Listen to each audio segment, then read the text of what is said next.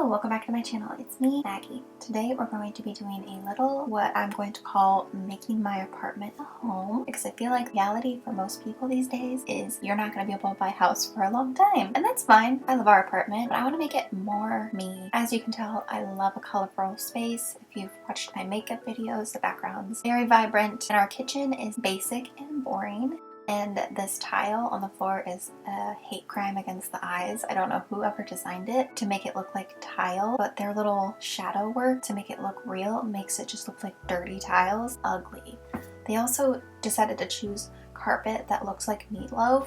Strange, but you probably won't be doing anything about that. But the carpet idea, I do have something later for a different planned video for our hallway. But here is a little overpan of our kitchen. Pretty basic, pretty small. Recently got this little end thing for our counter from our Nana after she passed, and it's been in her family since forever, so it really completed the kitchen, gave us some more space and a workroom. And I decided I would do some peel and stick tile, little backsplash, and to add more color and vibrancy into the space. Things you'll need for this project will include scissors, cloud knife, or any knife you have, like an X-Acto one would work, a willing partner to do it for you so you don't have a mentee bean.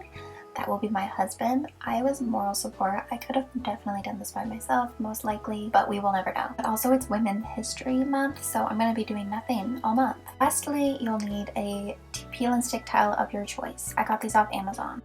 Good evening, ladies and gentlemen, and welcome to tonight's special report. We interrupt your regular programming to bring you a fascinating glimpse into the world of home improvement. Today, we delve into a rather intriguing video that promises to showcase the wonders of peel and stick tile installation. However, hold on to your hats, folks, because this video may not quite deliver the educational experience that you're hoping for. As we tune in, one might expect a thorough, step-by-step guide to transform your walls with ease. But alas, what we find instead is a whirlwind of fast-paced visuals and catchy music, leaving viewers with more questions than answers. Yes, while the tiles may stick like magic, the method behind the madness remains shrouded in mystery. Viewers are left scratching their heads, wondering just how to achieve that flawless finish.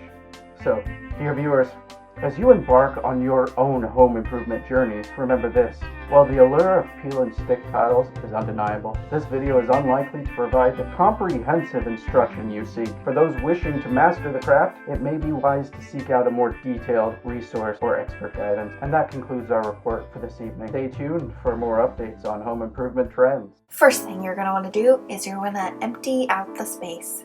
That's what we did. It felt weird that everything was gone. It felt like when we moved in, which gave me hope that if we ever do move, it won't take that long. But yeah, I removed everything. I wiped everything down with some cleaning solution, and then Derek measured it, and he did all the math because I've moved past math. I will not do math anymore. That's harder than basic math. Anyways, again, just get a man to do it, because why would I do it? Women don't have rights against our bodies anymore, so why would I do math? Anyways, he measured it out, and he cut off those little bits and bobs, the little extra legs that he didn't need for the side. Instructions do say to slowly put it on the wall and then like slowly peel off the back while you place it on the wall. We did not do that. We just immediately took off the entire piece of the backing and then smoothed it onto the wall. Had zero issues with that, so you can follow the directions if you want, but we did not. Again, I said this was ratchet. This isn't going to be perfect. We also didn't line it up perfect at the bottom, which is fine because you can't even tell because our coffee machine goes in front of it. And I was pretty pleased with that instantly. I was like, oh my god, it's coming together. It looks amazing. And you basically just layer those over those little blank spots. It tells you where to do it. Super easy. And then you just keep going. I say easy. I wasn't the one doing it. I was just standing there being like, good job. Turn off the electricity so we don't get electrocuted. Yeah. Hope you enjoyed that little song. That was me on a cuff just being like, let's do that so we don't electrocuted. Very important step. We did that. We took off the light switch covers. There has to be a better way to do this because we did make mistakes, but we followed a video and the video lied, or we're just not good at math. I'm gonna say it's probably that one. We both always failed math. Anyways, we would measure the wall and then we measured the outlet, and we did it both ways. We did it like this. We traced the little outlet cover, cut it out, still messed up. So I don't know. I don't know what to tell you. It might mess up, but it's okay because we just used extra pieces and hid our mistakes with the extra pieces, and it's not that noticeable. You could just get a bigger light switch cover and it wouldn't even be able to tell. We covered our mistakes with extra little pieces. We screwed back on the light switch cover, and when by we, I mean Derek. Again, I was just the camera girl doing nothing. And then he put on the next piece, and he had to cut around that too, but that was a lot easier than having to go around like an actual outlet. He was pretty sad when he realized there was 2 more to go. But trooper, let's put claps in the chat or like, go Derek, you did amazing in the comments for him, because oof, my mental well-being would have not been able to do this. It's more that I have unmedicated ADHD and also try to do things way too fast without reading instructions, which the instruction thing I still don't think matters, but the going too quick does matter and tends to fuck me up in the long run. This corner, oh, I felt for him. I didn't realize the corner would be hard, but it was. He just measured it with a little ruler, figured it out. He did great. I mean, the corners when he matched them up weren't completely level, but again, my espresso machine goes right in front of it. You can't even tell. Probably could have like removed it, put it back up. I did read that that was a possibility, but I don't care that much. You can't really tell. And I'm just scared of ruining the walls enough. It says it's renter friendly, but I'm going to be taking a hair dryer when we do move to make sure that doesn't happen, because I want my deposit back. Did run out of tiles. I got a pack of 10. I measured and I thought, you know what, 10's enough.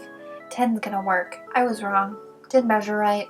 I don't think I took into account the little divots you have to overlay, so that took off some inches. We definitely only need 2 more, but they only have 10 packs, so we're gonna finish the wall off and then also put it behind the oven, up to behind the microwave, just to use them to make sure we get our money's worth. I will list the ones that we used below. They were super nice. They look real. I'm really happy with them. They come in their colors, but pink was the obvious choice. That was us again realizing that we had messed up the measurements. Less bad than the first time, but still, we were able to cover it. Doesn't matter. I don't care.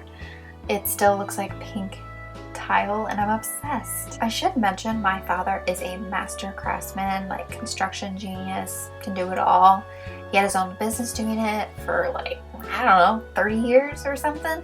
He's retired now, but he still does work, and it's usually for people he knows, but his children, I could have asked him. He would have done it. But I kind of wanted to prove that we could do it. Maybe I should have done it to make it more like, oh, if men can do it, I can do it, which is true. But it's not that hard, but I don't want to, so oh well. Either way, I'm sure it would have came out like a little cleaner, but I don't really care. I like that we did it. And yeah, we were on the last tile and I was like, uh-oh, we got 2 to go and we have 1 left. But that's okay. We will get more tiles. Maybe I'll upload it on here. Probably not. Maybe I will.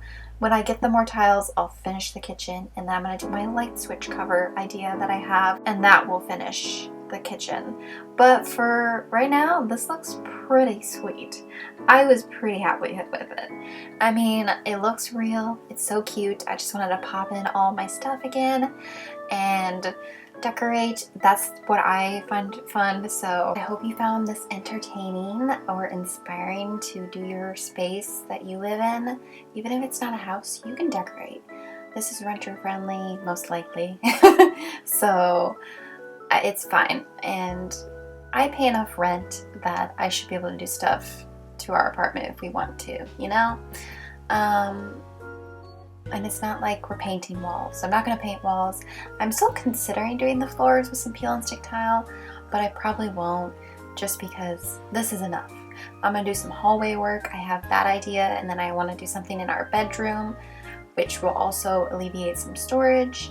and get some stuff off the floor. I hope you enjoyed this little makeover kitchen video by two dummies who've never done peel and stick tile before. Don't forget to like, subscribe, and comment below.